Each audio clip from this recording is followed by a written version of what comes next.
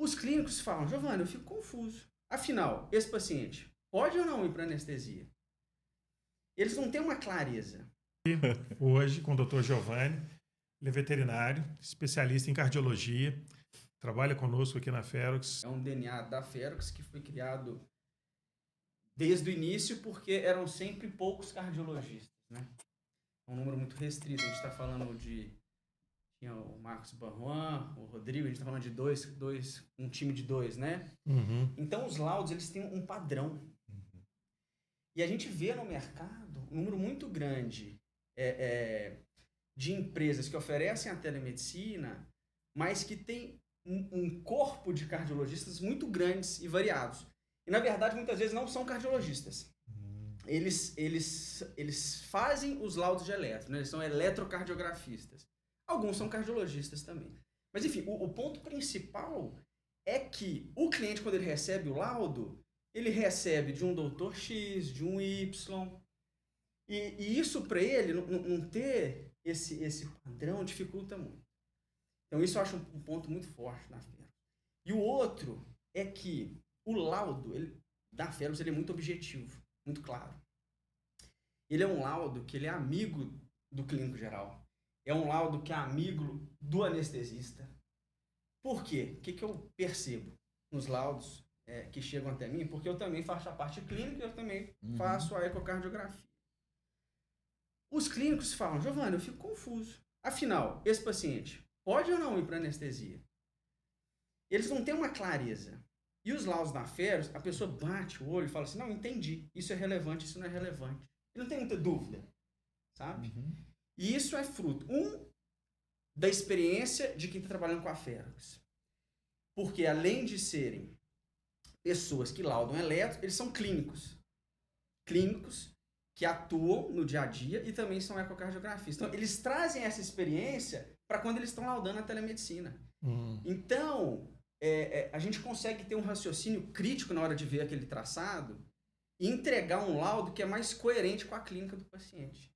Legal. Isso é fantástico. Eu acredito que seja um dos pontos mais fortes na Ferox, que entra em contramão com a maior...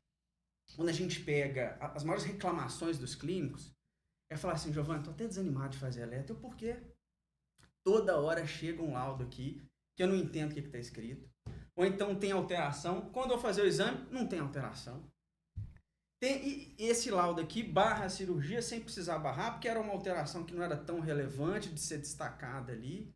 Então, a clínica ela perde o interesse de fazer eletro, porque ela já sabe que se ela fazer esse eletro, ela vai receber um laudo que ela não vai conseguir conduzir aquilo com o tutor. O anestesista vai falar assim, não, vamos pedir um eco agora, às vezes nem precisava passar pelo eco. É um desconforto. Então tem muita clínica que fala assim, ó, tô fazendo menos, nem tô fazendo. E aí quando eu apresento a solução que vem da Ferox, dessa turma reduzida, que fazem os laudos, aí o cenário muda. Começam a fazer, começam a ter vontade de fazer. Legal. Então, Legal. Legal. É bom, é muito bom ouvir isso, porque assim, quando a gente começou, era um conceito tão desconhecido, né? Que tinha uma corrente da veterinária que não se importava com eletro para risco cirúrgico, de pequenos animais. A gente estava também tão no início que a gente lançou a versão para equino, pensamos em fazer para animal de grande porte, e a gente viu que são setores que não consomem esse tipo de exame. E mais, quando a gente começou, a gente ouvia muito, Giovanni, assim, era muito comum, não, eletro na veterinária não é necessário porque eu faço o eco. Sim, Eu ficava assim o Ferox ela surgiu por conta da saúde humana. A gente desenvolveu um produto para a saúde humana e resolvemos lançar um produto para veterinário. Eu ficava em dúvida, eu falei, mas como que na saúde humana é tão importante, é um exame tão simples de fazer, barato, é uma tecnologia assim que ela nasceu há mais de 100 anos, né? Os primeiros eletros humanos foram lá de trás, né? Com equipamento a válvula ainda, e ela é tão conhecida, tão dominada, não é possível que ela não seja necessária na veterinária de pequenos. Aí conversando com o Dr. Barruan, ele falou, não, é importante porque as pessoas não têm um costume. talvez por uma questão de formação nos cursos mais antigos, que isso não era. Eu não desconheço para falar nesse ponto, mas era uma leitura que eu fazia. Mas a gente viu um processo de transformação. Então, muitas das clínicas que a gente visitava lá no início, a clínica, né, eletro, nossa, como é que eu vou fazer? Hoje isso já não é mais uma dúvida, né? Você não chega numa clínica e fica na dúvida se ele tem ou não. E é uma surpresa ouvir isso, porque a gente se preocupou muito com padronização no início. Isso. Então, ao invés de ter vários laudadores, eu falei, não, vamos pegar e vamos chamar para trabalhar conosco pessoas que estão trabalhando nisso como referência, porque dúvidas que eu tinha, análise de um pequeno, de um animal de pequeno porte, vai ser diferente de um fila, por exemplo, se você está fazendo um eletro no chihuahua, ou isso não é por porte, é por raça, existem diferenças. A veterinária ela acaba sendo mais complexa que a saúde humana nesse aspecto, porque na saúde humana é mais ou menos padrão. Você não tem tanta variação morfológica, tanta variação, inclusive eletros em felino, em espécies diferentes. O veterinário atende na clínica dele, às vezes é exótico, atende felino, a medicina felina é completamente diferente. E para a gente foi sendo um aprendizado. E tudo aquilo que nós fomos aprendendo, a gente foi colocando de volta para atender as demandas dos especialistas. Então, além dos laudadores, a gente conversou muito com o Eutálio, o professor Eutálio, aqui do FMG, você conhece Sim. Ele também, né? Da parte de anestesia. Isso. Aí o Eutálio nos sugeriu. O Eutálio, como bom professor acadêmico, ele sugeriu um monte de coisa para a gente colocar no aplicativo. E depois a gente até percebeu que nem todas o uso do dia a dia, o uso clínico, elas são importantes. Mas essa pegada de buscar ouvir o que o mercado precisa, não o que o mercado está demandando inicialmente. Às vezes o que está demandando é diferente do que ele precisa realmente. E o apoio seu foi muito importante, o feedback que vocês deram, o retorno, a gente ouviu aquela questão, por exemplo, dos filtros, né? Quando a gente fez o primeiro equipamento para a saúde humana e a gente aplicou os filtros matemáticos, a gente queria deixar o sinal bonitinho, igual os filtros do Instagram, né? A pessoa que está no filtro lá e a pessoa real são completamente diferentes. Os filtros deixavam um sinal lindo, parecia sinal de demonstração de monitor multiparamétrico. Até que, no processo de certificação, quando a gente levou os equipamentos para certificar nos laboratórios da IEC, são a 60601-1, ela tem um conjunto de normas para você fazer a certificação do equipamento. No caso do Brasil é a NBR, né? É a versão abrasileirada da norma estrangeira, mas é uma norma mundial. Então o mundo inteiro usa um mesmo conjunto de normas. Quando nós fomos submeter os equipamentos a ensaio, a gente identificou, lá no início, quando a gente estava começando o projeto, a gente identificou algumas discrepâncias. E a gente ficou muito preocupado. Discrepância que é essa? Por que está acontecendo isso? Tem algum problema na parte eletrônica? O projeto tem algum erro? Nós ficamos muito preocupados na época. Aí, quando a gente desligava alguns filtros, o problema desaparecia. Então, a gente passava no teste sem o filtro, aplicando o filtro, a gente não passaria no teste. Quando a gente foi avaliar, a forma como o filtro digital foi construído para processar o sinal estava acontecendo igual acontece no Instagram. Ele estava distorcendo de tal maneira o sinal original que ele chegava até a apresentar um erro num processo de certificação. Então, a gente teve que mudar a ordem dos filtros, o tipo de filtro a ser usado para a saúde humana, para que a gente tivesse uma possibilidade de tornar o sinal mais fácil de ser laudado, mas, ao mesmo tempo, o sinal não pode ser distorcido. Então, o filtro é igual a fotografia forense, né? A fotografia forense ela não pode passar por tratamento. Se você faz um tratamento de imagem, uma fotografia não pode ser utilizada como prova num processo judicial. Então, a mesma coisa acontece com os filtros que a gente utiliza ali. Naquele momento em que a gente passou por isso, lá no início do projeto na saúde humana, a gente resolveu levar o mesmo conceito para a veterinária. Então, muitas vezes você olha para o sinal, ele não está tão bonito assim, né? Ele tem um ruidinho ali, ele tem desloca, ele só tem um efeito de onda descer nele, subindo e descendo, mas aquilo é porque a norma exige isso. Não é falta de cuidado da nossa parte.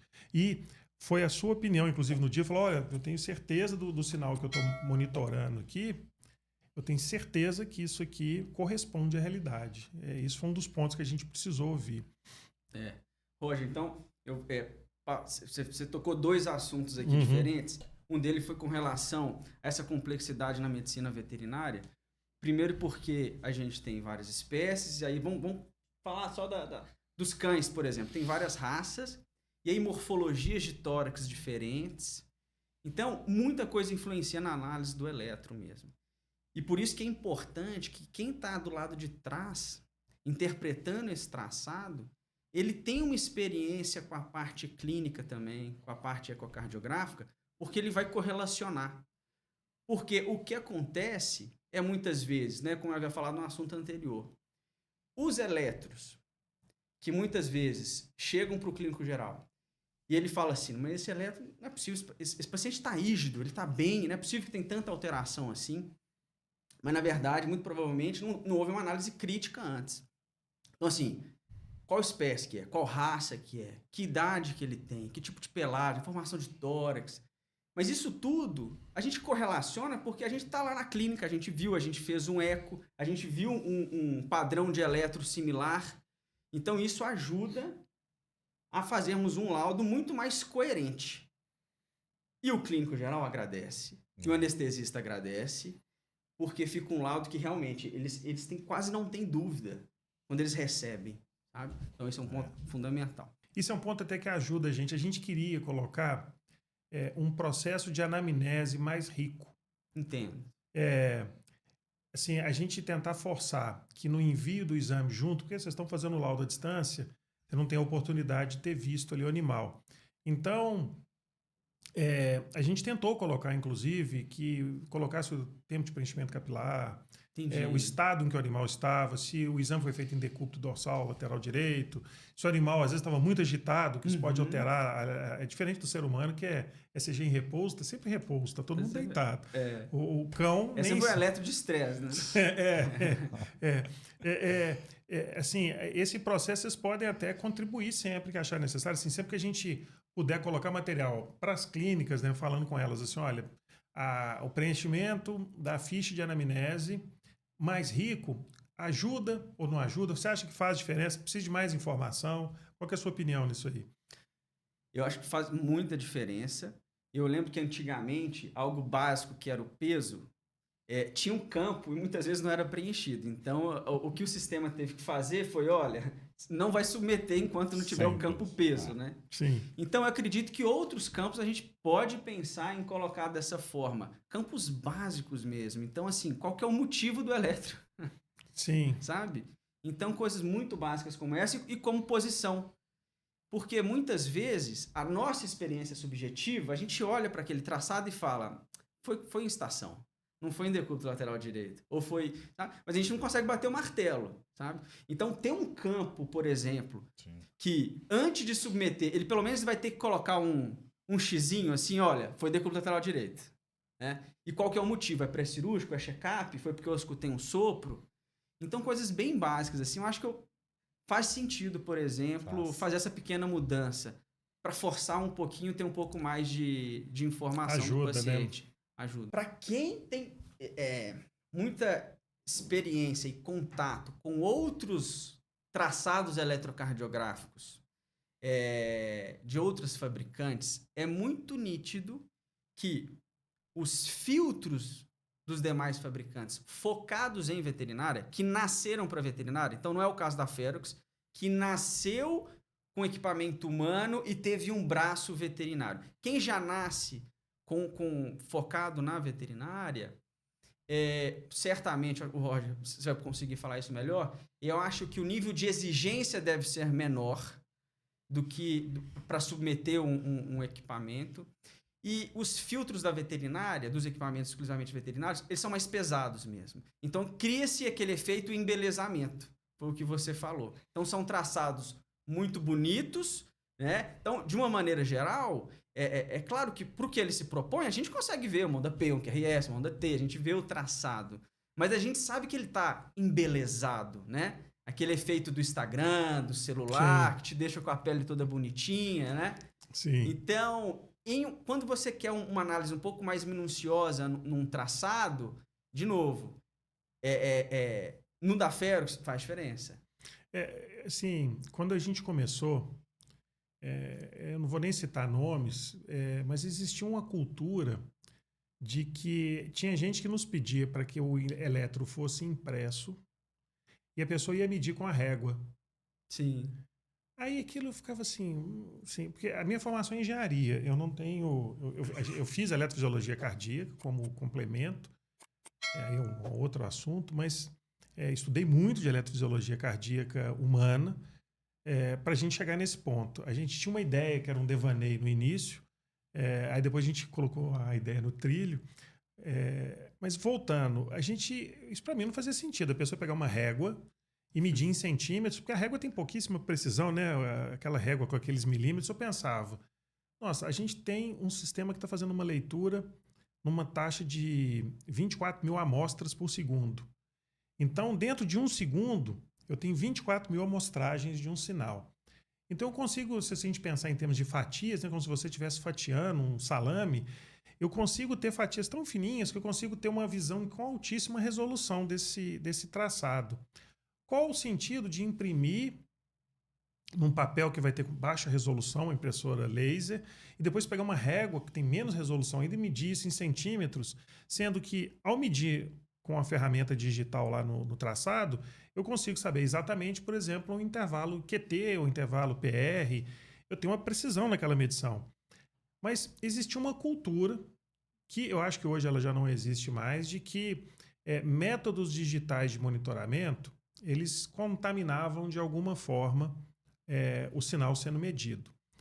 E eu não sei por quê, talvez por conta dessa característica dos filtros, porque os filtros digitais, existem hoje 1 milhão de trabalhos publicados. Quando a gente começou, voltando aqui no tempo, lá na saúde humana, o que aconteceu? A gente estava em dúvida, existiam diversos tipos, abordagens de filtros matemáticos diferentes, Butterworth, filtro de ordem 1, ordem 2, filtro do tipo tal, e a gente ficava em dúvida qual que a gente usa, qual que é o melhor, né? Qual que é o mais utilizado. E eu me baseei num trabalho de doutorado e usei o filtro que o trabalho de doutorado recomendava como o melhor filtro. Então a gente usou aquelas fórmulas matemáticas, colocamos aquilo dentro do nosso software.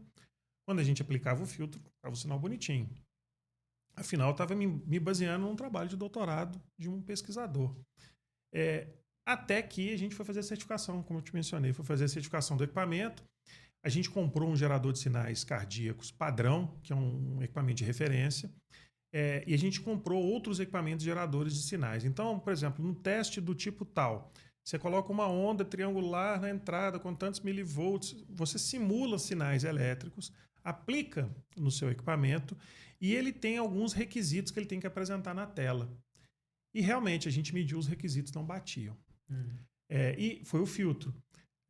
Só que o filtro é necessário. Por exemplo, quando você coloca o eletrodo no animal e o animal tem algum tipo de eletrólito na pele dele, na derme, né? De novo, sou engenheiro, se eu usar um termo errado aqui, se me perdoe.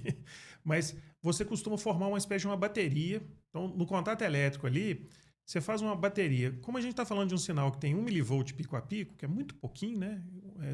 0,001 volts. Uma pilha tem 1,5 volt. Então, você está pegando um sinal 1000 vezes menor do que o sinal de uma pilha. Então, qualquer contato elétrico de algum metal com um eletrólito que está ali na superfície forma uma tensão elétrica contínua que desloca o sinal para cima ou para baixo. Então, existem filtros para retirar, o filtro passa alta que retira esse tipo de, não é nenhum ruído, esse tipo de tensão. Esse é um dos filtros que distorcia. E durante o traçado, se o animal se mexe, você pode mudar esse eletrólito em um dos eletrodos. É um aspecto de engenharia que ocorre na veterinária, e ocorre muito menos no humano. No humano, inclusive, os equipamentos hoje para a saúde humana, quando você vai fazer um eletro, ele dá um sinal de erro, ele monitora por mais tempo, descarta um pedaço, porque realmente você fica em repouso, você está ali deitado, absolutamente em repouso, e faz o eletro, o volume de intercorrência ele é muito pequeno. Assim, a gente vê muito pouco probabilidade disso acontecer. Agora, na veterinária, o animal está ali naquele momento de estresse, né? Você está segurando o animal, ele está desconfortável. A gente procurou usar um eletrodo que causasse o mínimo de incômodo possível, porque no início sugeriram ou a gente comprou equipamentos no mercado para testar, eles usam garrinha de jacaré, essas que eletricista usa para ligar no quadro de energia. Aí eu falei, vamos testar, né? Vamos testar em mim. Aí eu colocava aqui nessa parte dentro do pulso, falei, nossa, esse negócio machuca. Colocar isso num cachorro, um cão, e ele ficar ali durante 1 minuto, com aquele negócio ali beliscando, ele vai ficar agitado, tem incômodo. Tem que ser algo que incomode menos. Então, a gente procurou um tipo de eletrodo que, inclusive, se o animal fizer um movimento brusco, não vai ferir, ele solta, você vai e encaixa de novo. No início, o Juan nos ajudou, a gente não sabia nem assim qual é melhor usar gel, usar o álcool. Para mim foi uma surpresa, né? Hoje na saúde humana não usa nem gel mais, né? O uso de gel e aquelas... Sim. Aquilo foi por uma questão de higiene que ele já não é mais usado. Mas você também recomenda o uso do álcool, né? O álcool 70. Líquido. Líquido, ninguém usa álcool 70? É o melhor. É o melhor. O gel não... a gente vê que o sinal é melhor captado com álcool gel 70 líquido. Mas é interessante que às vezes... É claro que tem vezes que às vezes o álcool não tá tão fácil ali, a gente usa o gel, funciona também, né? Mas acho que vem por praticidade, sabe? No animal a gente borrifar um pouquinho de álcool em cada extremidade, é mais prático. Mas realmente com gel funciona também. Com gel, o gel eu falo porque a gente com equino foi uma experiência, eu vou dizer, um pouco frustrante. A gente fazer eletro em equino, porque o equino em repouso, você consegue fazer o eletro. Aí qual que era a nossa ideia?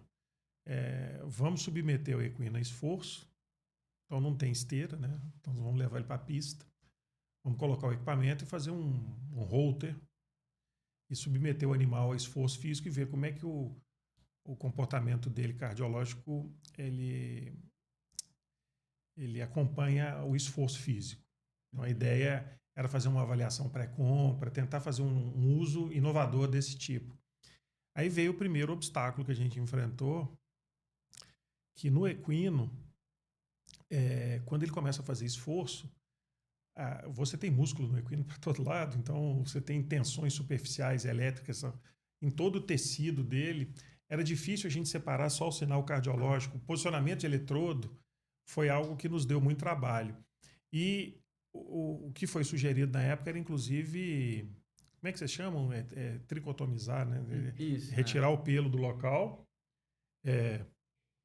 aplicar o eletrodo, mas a transpiração do equino, ela parece que ela tem um óleo, né? Ela deve ter algum componente que dificulta o eletrodo ficar em contato contínuo.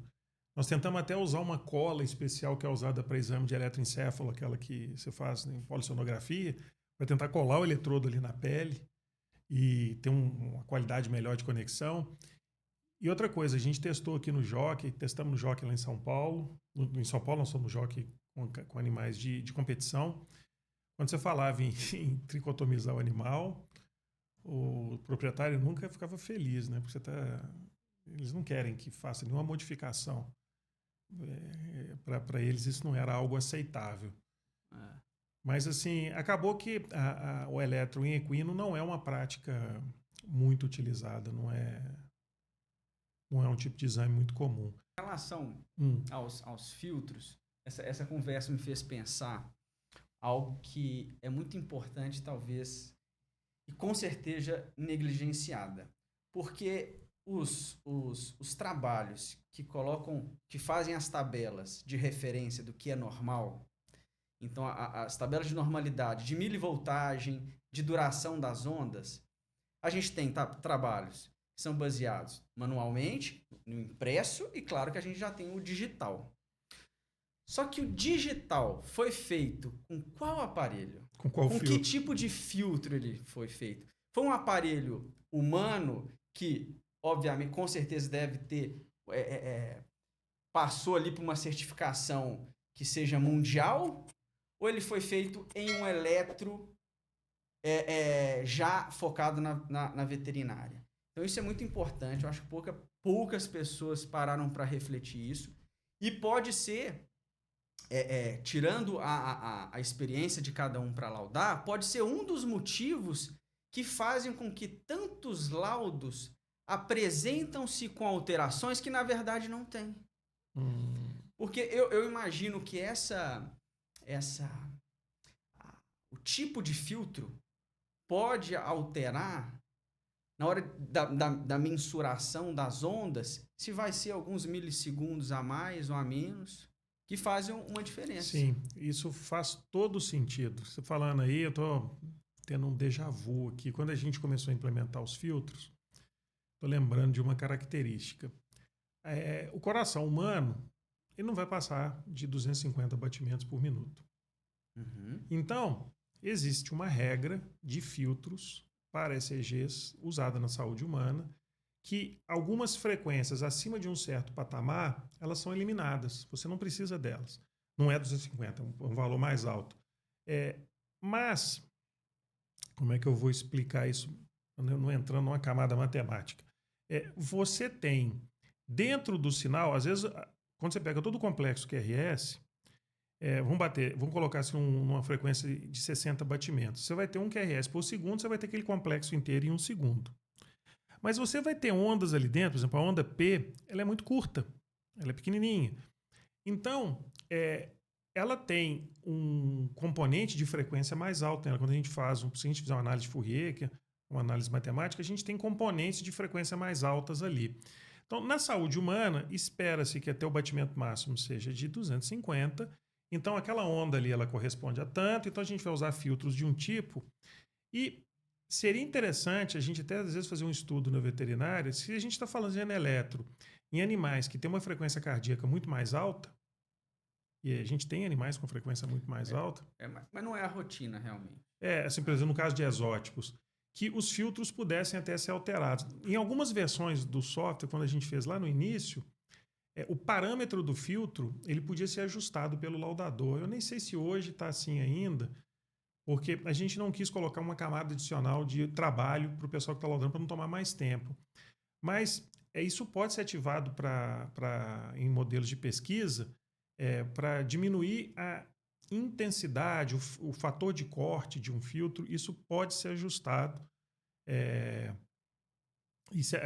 A gente começou a fazer alguns trabalhos com animal de laboratório e eles têm frequência bem mais alta, né?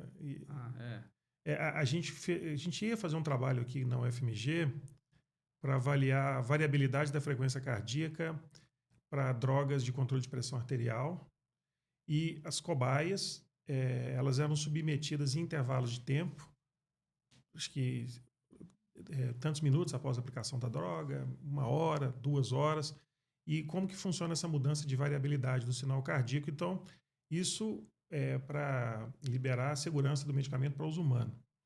Então, a cobaia ali está sendo utilizada não para análise especificamente da saúde do animal, assim, é mais para a gente avaliar o resultado de funcionamento de uma droga. E isso foi um dos pontos que a gente discutiu, que era a frequência de resposta do equipamento para monitorar animal com frequência muito alta. Mas, de novo, a gente está pegando aqui a borda não é a prática clínica, isso é mais a parte de pesquisa científica. Mas mesmo dentro da nossa rotina, que é cães e gatos, mesmo pensando numa frequência cardíaca sempre abaixo de 200, por exemplo, a gente está falando de cães e gatos, eu percebo, por exemplo, em traçados onde a gente tem um filtro muito mais forte e esse efeito de embelezamento, o sinal, a espessura do sinal, ela é maior. Então, na formação do QRS, da onda P. Então, quando a gente vai mensurar, o nível de detalhamento é menor. Quando a gente vem para o traçado da Ferox, toda a linha da onda P, do QRS, tudo é mais sutil, mais fino. É um traçado onde a gente consegue colocar o cursor num posicionamento bem exato, bem preciso. Então, por isso que agora, conversando com você, eu parei para pensar que pode ser um dos motivos, sim, nos traçados, onde você tem um filtro um pouco mais pesado, que essas linhas ficam um pouco mais grossas, o cursor onde você coloca, ó, ponto A, ponto B para ver a duração, ele superestima essa duração, por exemplo. Faz sentido. Sabe? Sim, um ponto é o ponto do filtro, esse é um ponto importante, concordo. E tem um ponto adicional também, que é a resolução da amostragem. Então, quando a gente fala, são duas resoluções, a resolução horizontal e a vertical. É o contrário, né? A vertical e a horizontal. Na horizontal, a gente tem quantas amostras por segundo a gente está fazendo a leitura. Então, na Ferox, a gente consegue ajustar até 24 mil amostras por segundo. O exame fica com um traçado maior, o arquivo fica maior, ele é mais demorado para ser enviado pela internet, mas é possível configurar o equipamento para isso. É normal que a gente trabalhe com 1.000, 2.000, 3.000, são várias taxas de amostragem possível. Então você consegue ter fatias mais finas. E a outra no eixo em milivolts. Então a gente tem a amostragem de tempo e a amostragem em milivolts a gente trabalha com 24 bits. Então, 24 bits é 2 elevado a 24. Então, é diferente, não é que... se a gente falar 12 bits ou 24 bits, não é o dobro. Então, você tem um número de linhas que é 2 elevado a 24. Então, é um número gigantesco, é um número muito maior do que 2 elevado a 12. E a gente vê assim, que existem chips no mercado para fabricar o equipamento que custam até bem mais barato, que alguns têm 8 bits, alguns têm 16 bits, e alguns trabalham com uma amostragem de 200 amostras por segundo, 256. Então, isso talvez funcione para um monitor multiparamétrico para você olhar ali o traçado. Entendi. Durante uma cirurgia. Então, são chips que eles cumprem este papel. Agora, para fazer um eletro com uma resolução mais alta, eles não vão atender. A gente optou, inclusive porque o equipamento é usado às vezes muito em pesquisa científica, a gente optou por ter uma resolução mais alta, tanto na leitura do sinal em milivolts quanto no tempo. E assim, até agradeço o seu feedback, porque se provou uma decisão acertada. Ficou mais caro, o equipamento ficou mais caro. E a gente teve muita preocupação com a resolução, né? Assim, com a fidedignidade da resolução. Isso aqui corresponde... Meu maior medo era alguém falar assim, não, o sinal que você está exibindo aqui na tela, ele não corresponde ao sinal real lá. Isso era uma preocupação que a gente tinha. Roger, isso é interessante ter essa conversa, porque assim, é claro que a experiência de cada um conta. Mas durante muito tempo, eu acho que até o momento dessa conversa, eu parava para pensar e comparava os laudos que eu faço, e eu uso o equipamento da Ferox, né? E eu vejo o Marcos Barron também, o quanto que é diferente de muitos outros laudos. E esses outros laudos, como eu havia falado antes, sempre vindo com muitas alterações. Normalmente de sobrecarga. Quando a gente fala de sobrecarga, a gente fala de duração das ondas. E eu falava assim, mas não é possível que o pessoal tá errando, pecando tanto nisso e eu seja tão bom desse jeito. Não, são profissionais bons também. Eu conversando com você aqui agora eu tô tirando um pouco o meu crédito e colocando o crédito da Ferox. Então, muito provavelmente, a gente tem um fator hardware, né? Do equipamento da Ferox, que me auxiliou esses anos todos a ter diagnósticos mais assertivos, entende? Não só, claro, a minha experiência com a parte clínica, ecocardiográfica dentro da veterinária, mas agora tendo essa conversa, eu tô tirando um pouco do meu crédito aqui, porque ficou muito claro que a gente provavelmente vai ter... A gente tem isso na jogada, sabe? Porque é incrível o número de traçados eletrocardiográficos com alterações que, na verdade, não tem.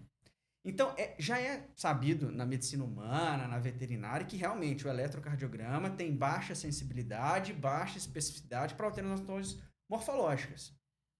Ok. Mas quando a gente entra dentro da realidade da veterinária, essa baixa especificidade e sensibilidade, ela é muito alta, tem muito erro, tem muito falso positivo. Então, da onde que vem essa explicação, sabe? Então, até então, nessa conversa, eu estava jogando só na minha experiência. E agora eu estou jogando, que nessa capacidade do equipamento que eu utilizo, de, né, quando eu consigo mensurar aquelas ondas, ou muitas vezes já numa análise subjetiva, porque isso que é interessante. O equipamento da Ferrous, pela alta resolução que ele tem, a gente consegue bater o olho e falar assim, essa duração tá normal. É claro que você vai lá e mede, mas ela só tá confirmando algo que você já viu. Você mediu a amplitude, mas você já entendeu. Mas todo esse aspecto que eu tô falando é mais importante na resolução lateral, na duração, sabe? Duração. Na amplitude menos, bem menos. Mas na duração é a que é a mais importante, porque é a duração que acaba ditando as sugestões de sobrecarga de ventrículo esquerdo, sobrecarga de átrio esquerdo, é mais a duração, legal. sabe? Então, é um aspecto interessantíssimo conversando aqui com você. Então, assim, olha que é bom que assim, eu vou rememorando os momentos que a gente estava cuidando. De novo, né? Assim, é muito importante a gente ter esse retorno, porque eu comparo como se fosse assim, um piloto de corrida e um mecânico. Eu sou o mecânico, né? Sou eu que vou lá e aperto o parafuso. Mas é o piloto que dá o retorno. É o piloto que fala, não tá bom, quando eu entro ali na curva e acelero, o motor está demorando para responder. Esse trabalho em conjunto ele é fundamental para a gente conseguir melhorar o produto. Onde que acontece? Olha que negócio interessante. Se a gente tivesse, pensa o seguinte lá de novo no complexo QRS. Se a gente tivesse um efeito do filtro igual no sinal inteiro, vamos botar um efeito, por exemplo, de retardo. Ele vai atrasar o sinal inteiro, mesmo que atrasasse muito. Então, assim, ele deslocou o sinal inteiro. Você está deslocando tudo de uma forma igualitária. Então, não tem problema. Você vai medir os intervalos, eles estão ok. Só que o problema do filtro é que ele vai atuar de forma diferente em frequências diferentes. É igual você ter um filtro de áudio que você corta o som agudo, o som está muito agudo, você diminui e dá um realce no grave. Muita gente faz isso no som, para ter aquele som que preenche.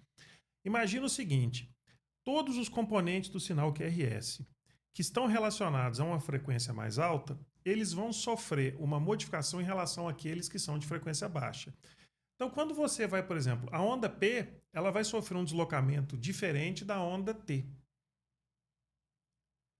Então, a onda T, que ela é mais larga, ela vai sofrer pouca influência. A onda P, não. Então, você vai distorcer aquele sinal. Aí, as medidas que você está fazendo vão ficar erradas. Entendeu? Então, assim, eu pus um filtro, que o meu sinal está todo cheio de ruído. Então, eu vou colocar um filtro passa baixa. Então, eu vou deixar passar frequências baixas. E as frequências altas eu vou atenuar. Então, o sinal limpa. Ele fica lá limpinho e bonito. Mas, por outro lado, você vai provocar uma distorção naquele sinal. É inerente ao processo. Então, tem filtro que é bidirecional, ele vai numa direção e volta para tentar compensar. A gente pesquisou isso muito para tentar encontrar um meio termo, porque eu entendo também que o sinal com muito ruído fica difícil laudar, né? É mais trabalhoso para vocês. Colocar o cursor, fazer as medidas é um sinal mais difícil. Mas tem até um certo ponto do que a gente consegue fazer. Mas, Roger, o olho de quem está laudando acostuma. Acostuma? Acostuma. Então, no meio daquele ruído, a gente entende muito bem aonde que começa, sabe? Assim, com o tempo, né? Sim, com os anos. Então, o olho acostuma. Então, isso não é um problema. Eu encontrar um pouquinho mais de ruído, isso não é um problema. Isso não é um problema. Não pode ter muito. Sim. Muito ruído. Mas não é o caso, né? Os clientes, claro, os clientes que têm o equipamento da Ferrous, eles têm que ter um pouquinho mais de paciência em prol de uma qualidade, de falar assim, olha, o início do exame, espera mais um pouquinho, porque o traçado ele tem que estabilizar. Ele vai levar um tempinho para estabilizar, né? Não vai ser, talvez um equipamento que você colocou, ele já começa tudo na linha de base bonitinha. Não, tenha paciência. De alguns segundos, a gente está falando de minutos, de alguns segundos, que essa linha de base, né? As linhas vão se tornar paralelas e aí vai ter uma gravação ok para submeter para laudo, né? Mas isso compensa e muito a qualidade do traçado. que o cardiologista vai receber, e aí o cardiologista vai conseguir, né, fornecer um laudo com muito mais... Um outro ponto aí que você falou, só que eu lembrei também, né? As coisas vão... É um detalhe também de engenharia, uma característica técnica do produto, e que também encarece um pouco a fabricação dele, e que a gente tomou um cuidado do seguinte: toda a parte elétrica que entra em contato com o paciente, então o eletrodo ele vai num chip que faz a leitura dos sinais e comunica digitalmente, ele converte esse sinal analógico para digital e faz a conversão. Então a gente tem ali um bloco. E tem um bloco, que é o bloco que se conecta no computador para fazer a transferência dos dados, conecta na fonte de energia. São dois blocos. Esse bloco digital, esse bloco a gente chama de analógico. Nós tivemos o cuidado de isolar eletricamente um do outro. Então não há nenhum contato elétrico de um lado para o outro. Então a gente tem a comunicação digital é com um acoplador óptico. Então é um chip que tem fotocélulas. Ele transmite os dados de um lado para o outro, quer dizer, é um equipamento pequenininho, mas a gente tem um isolamento ali e todas as fontes de alimentação, elas também são isoladas.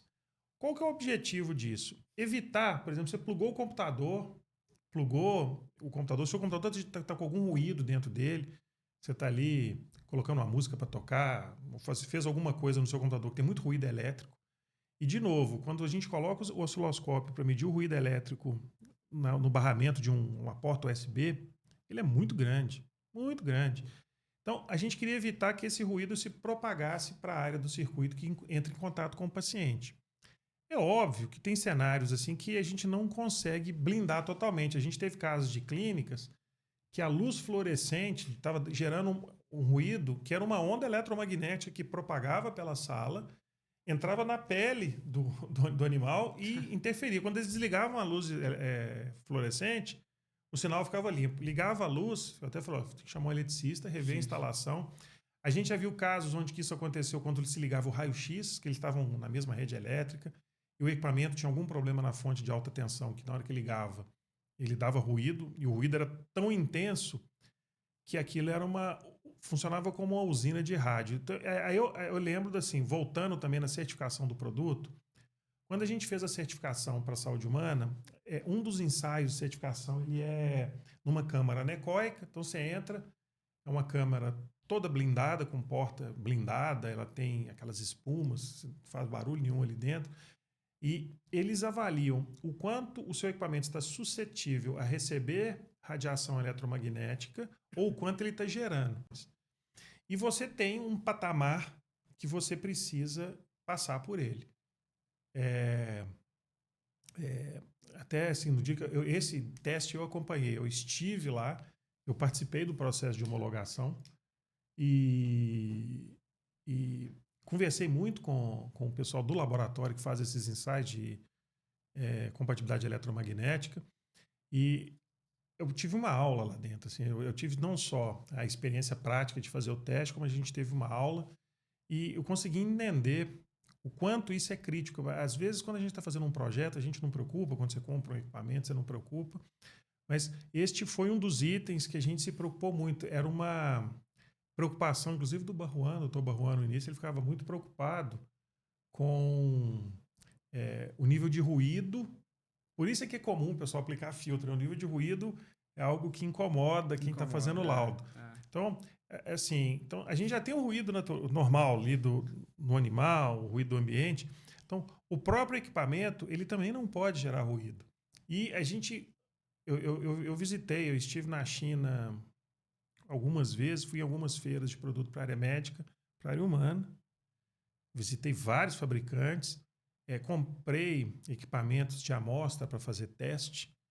E tem produtos fantásticos, eles têm uma indústria para a área médica muito forte, mas eles têm de tudo. Tem produto que a gente testou lá que, especificamente nesse quesito, né, o nível de ruído era... Aí a gente estava pensando se valia a pena terceirizar a produção, ou já trazer um equipamento pronto, ao invés da gente continuar fabricando aqui. Aquela dúvida que todo empresário brasileiro tem. Eu continuo fabricando, eu mando fazer lá fora, eu compro um pronto. E até então a gente continua fabricando com o mesmo projeto original, com o mesmo equipamento. A gente mudando um pouquinho de assunto, como é que você vê, aí entrando aqui mais no que a gente começou a falar da IA, como é que você vê a IA na veterinária? Você tem alguma experiência? Você viu alguma coisa que você achou legal? Olha, de IA na veterinária, eu ainda não tive essa experiência, só de, por exemplo, algumas ferramentas semiautomáticas, né? Mas a IA propriamente dita, não. Então, por exemplo, quando a gente pega no eletro, né? Então, talvez você tenha alguns softwares que conseguem já posicionar onde que é o início de algumas ondas e tudo mais. Então, assim, nesse sentido semiautomático, você tem que ir lá e regular, né? Uhum.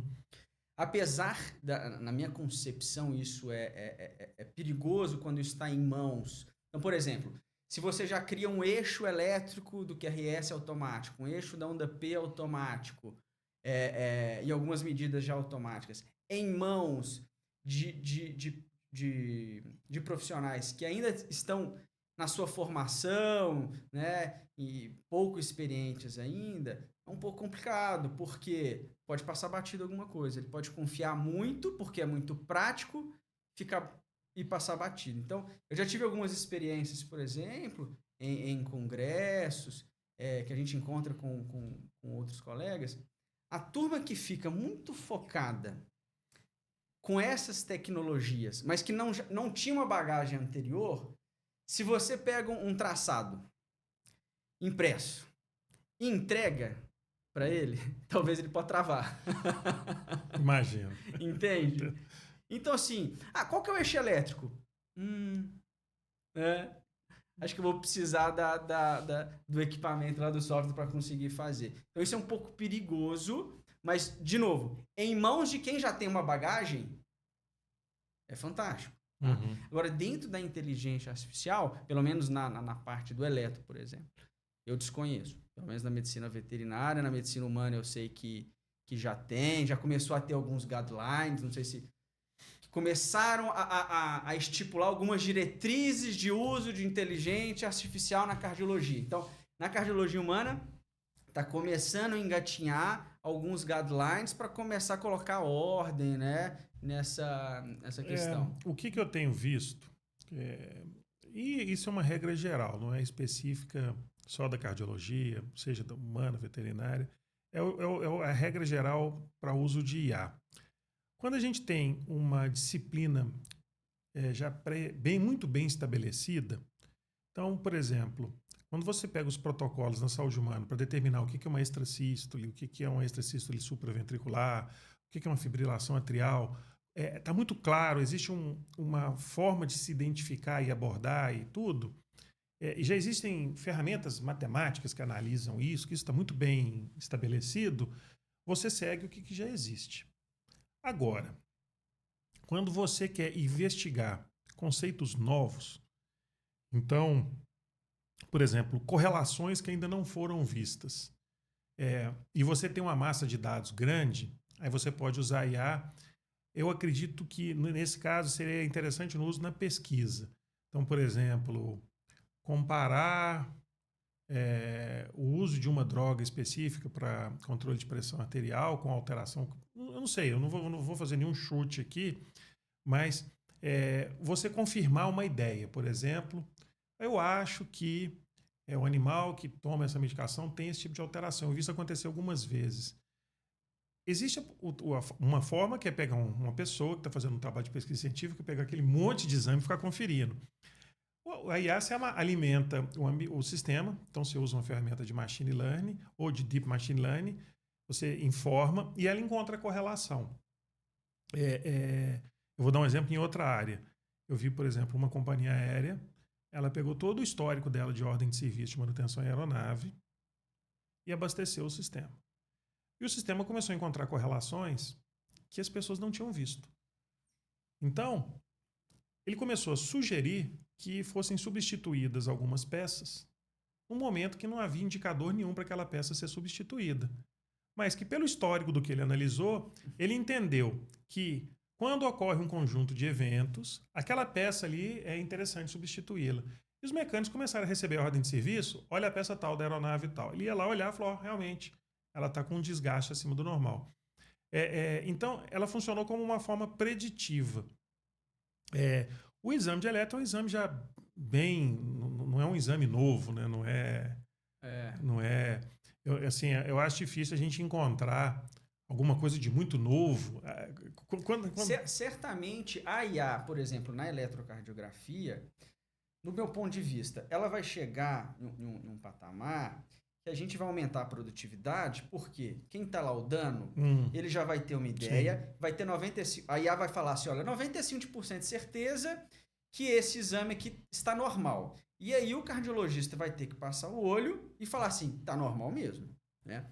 Só que quem está do outro lado, ele tem que ter uma experiência muito grande, porque o subjetivo dele, para conseguir bater o olho, e muitas vezes sem mensurar, e ter a certeza que está normal, sabe? Isso é muito importante, a experiência. Então, eu acredito que daqui a alguns anos, a inteligência artificial vai estar nas mãos de poucos cardiologistas, de poucos especialistas com grandes experiências.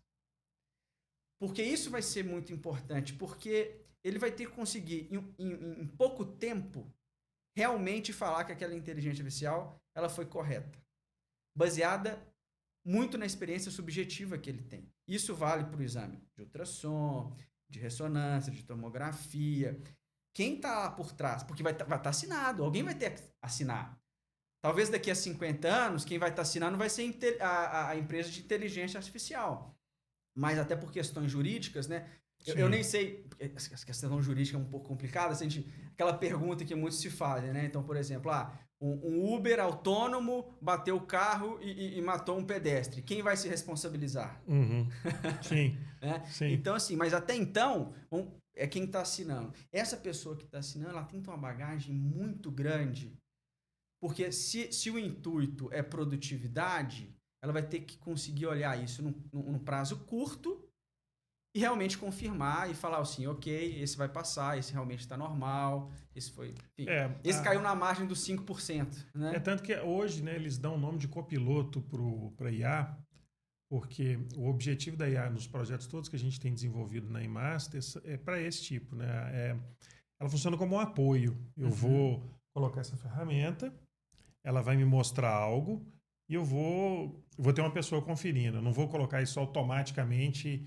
Por exemplo, tem uma ferramenta que ela converte código em plataformas de desenvolvimento mais antigas para plataformas mais recentes. Então você pega todo o seu código de software, abastece, ela converte para uma nova linguagem. Ninguém coloca aquilo em produção às cegas. Vou colocar em produção e confiar plenamente. Não. Nós vamos colocar no meio de homologação, vamos fazer uma bateria de teste, mas ela me poupou, foi o que você falou, e isso é fundamental, ela me poupou horas de trabalho. Esse é o caminho. E a questão do uso tem uma outra vertente que eu noto muito. Eu estava comentando sobre carro autônomo com alguns amigos, eu conversei com um tio, ele falou, não, nunca andaria num carro autônomo. Eu perguntei uma vez para uma pessoa se você entraria num avião e faria um voo com um avião autônomo. A pessoa falou, não. Eu falei, olha, eu acho que se você perguntasse isso há uns 100 anos atrás, se a pessoa entraria num elevador, o elevador te levasse no andar sem um assessorista para com a alavanca parar no andar certo, as pessoas iam ter medo também. Os processos eles vão entrando aos poucos, ele não vai entrar... É igual a questão do carro. O carro hoje totalmente autônomo, está em algumas cidades, mas a gente já começa a ter uma série de ferramentas, né? Você está dirigindo, o carro apita se você aproximou demais do carro da frente. Você está manobrando na garagem, se você corre o risco de esbarrar em uma pilastra, o carro freia para você. O avião já está começando a acontecer isso. Daqui a pouco a decolagem é toda só automática, o avião aterriza automático. Você vai começar a cada vez ter uma interação em que a máquina vai assumindo parte do controle, os sistemas vão assumindo, e o humano fica como um protagonista ou um revisor, até o ponto que o papel dele vai diminuindo. Nesse caso, a necessidade do especialista em, por exemplo, cardiologia, ela se faz cada vez maior, porque agora sim que a gente vai precisar de uma pessoa revisando, e se a pessoa for num processo automático, ela não vai ver os pontos em que a IA alucinou ou errou na análise, porque vai precisar da pessoa falar, opa, isso aqui fugiu. E essa pessoa ela tem que ter um nível de conhecimento mais alto do que os modelos que foram usados para treinar a IA. Sim, exatamente. É o caminho. A gente... Uma dúvida, no caso específico de eletro, os padrões vão se manter os mesmos para qualquer espécie, para qualquer porte de animal? Não. Então, isso vai mudar de porte, de raça, de morfologia de tórax. Então, assim, é um desafio, vai ser um desafio alimentar uma IA, claro que é totalmente possível, mas eu acho que o número, a quantidade, né, de informações que a gente tem que alimentar na medicina veterinária é maior por conta disso, sabe? Então, assim, tem que ser um grupo muito grande de pacientes que tem o eletro e tem o exame de imagem corroborando com aquilo. Então, assim, tem um eletro e tem um ecocardiograma daquele paciente falando que está normal. E aí, para IA entender. Não, então, esse exame está normal, o eco está normal, enfim. Para a gente ter essa correlação clínica que eu havia falado. Então, se a gente quiser aproximar a IA desse nível de raciocínio crítico, a IA, a gente tem que alimentá-la também com as informações de imagem, para falar que esse traçado eletrocardiográfico está para esse exame de imagem, que está alterado ou não. Uhum. Sim. Então, esse seria o desafio um pouco maior assim, na medicina veterinária, por conta de pequenas diferenças que tem entre portes, entre morfologias de tórax. Às vezes tem um cão com tórax um pouco mais estreito, vai ter uma onda aqui um pouco maior. Enfim, tem essas relações. O intervalo PR. Mas esses padrões hoje, por exemplo, como tem funcionado a definição deles? Você tem a academia, você tem o que já é utilizado, você tem outros países atuando. O Brasil ele segue um modelo próprio, ele importa o que é feito em outras escolas.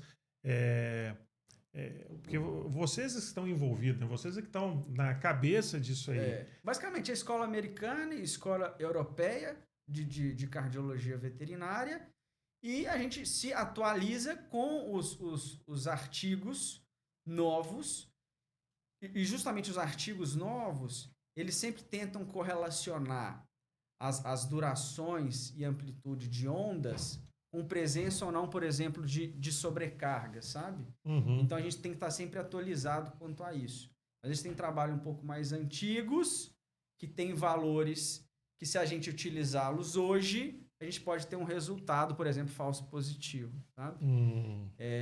Mas tem essas diretrizes, a americana, a europeia, e os trabalhos de referência, às vezes de pesquisadores que são mais renomados na área. Perfeito.